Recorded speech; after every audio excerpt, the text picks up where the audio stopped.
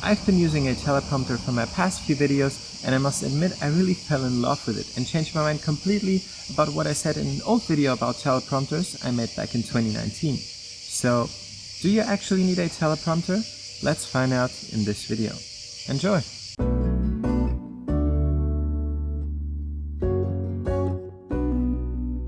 As I said, I made a video about teleprompters almost exactly a year ago on the 6th of July 2019, where I talked about the pros and cons of teleprompters and ultimately decided to never use one personally. There are quite a few cons when it comes to using a teleprompter. Reading from a script can quickly become distracting for the viewer if you don't know how to use a teleprompter properly, and you definitely have to spend some time on scripting to make it sound as natural as possible. If you wear glasses, people might get distracted by the reflection of the text. And on top of that, not every lens will work with a teleprompter, especially if it's a wide-angle lens, because it might catch the frame of the teleprompter and thus lead to vignetting. This is something you can of course fix by just zooming in, but if you want to use that pretty wide-angle prime lens you just bought, there's really not a lot you can do without sacrificing on either resolution or quality.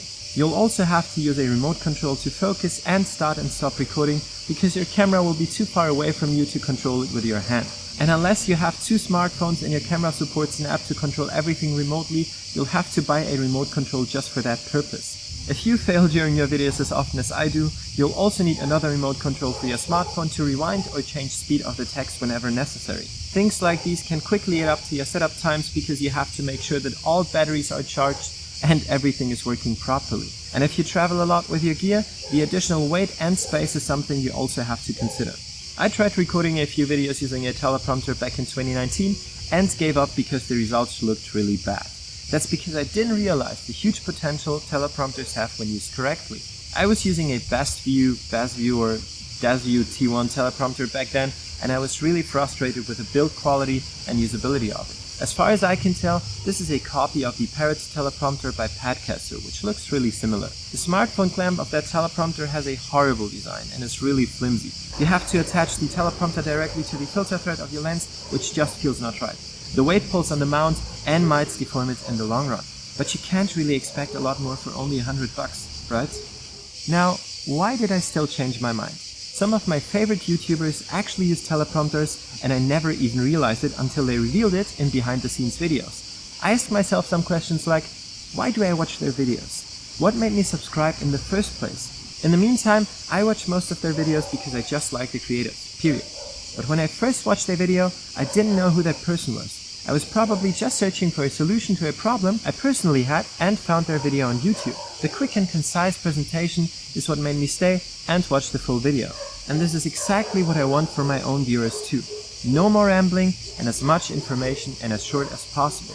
And this goal is only really achievable if you use a teleprompter, because it lets you present all the important information without digressing from the main topic. So, after I gave teleprompters a second chance, I researched what my favorite content creators on YouTube were using and found the OneTakeOnly Pad Prompter Pro. I couldn't find any good retailer in Germany though, and the price on Amazon was just insane.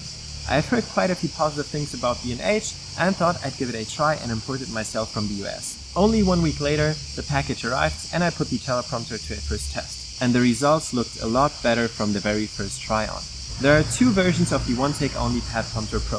One that you can mount on a light stand and one that includes a rod mounting system, which is what I got. I didn't really like the way the teleprompter was mounted to the camera though, and therefore decided to create my own personal rig for it, which looks like this. As you can see, I use a camera rod system that is fully modular and includes everything you need to shoot videos like these. A camera, an XLR adapter for better audio, an external monitor, a remote control and a shotgun microphone, which I only use outdoors though. Indoors I prefer to run a little longer cable into a condenser microphone like this one right here, which sounds a lot better in my opinion. Compared to the old DesView T1, the Pad Prompter Pro is a real blessing. There's no vignetting, even at 24mm full frame equivalent with my Leica 10-25mm lens. The Pad Prompter Pro was actually designed for tablets, but has worked flawlessly with my OnePlus 5T smartphone so far. Making quick changes to your script is no longer a problem, because you don't have to mess around with any fancy smartphone clamps, and you can just drop it in there easy like that. The build quality is not perfect, but feels a lot better than the BestView T1. And one thing I really like about the Pad Prompter is that you can just fold it like this and put it in the carrying bag it came with. When set up properly, teleprompters can actually save time.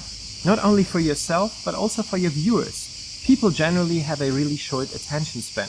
And if you don't get straight to the point in your video, people might stop watching and your retention rate will drop. This is not only a bad signal for YouTube and therefore leads to worse rankings in the search snippets, but one of the main reasons people go ahead and watch someone else's video instead. Scripting your videos makes them a lot more organized and concise, and I'm sure your viewers will thank you for that. And if you practice a lot, you can make it look natural even when you're reading from a script, just like I do it here. So in the end, I have definitely changed my mind when it comes to teleprompters. They are indeed very helpful and can make your life so much easier if you know how to use them properly. But what about you?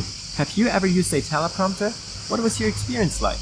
And did you notice that I was using one in my past few videos? Let me know in the comments down below.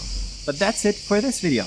If you're new to this channel, consider subscribing so you don't miss out on future videos. I really hope this video was helpful for you, or at least entertaining. Thank you so much for watching, and I'll see you in the next one.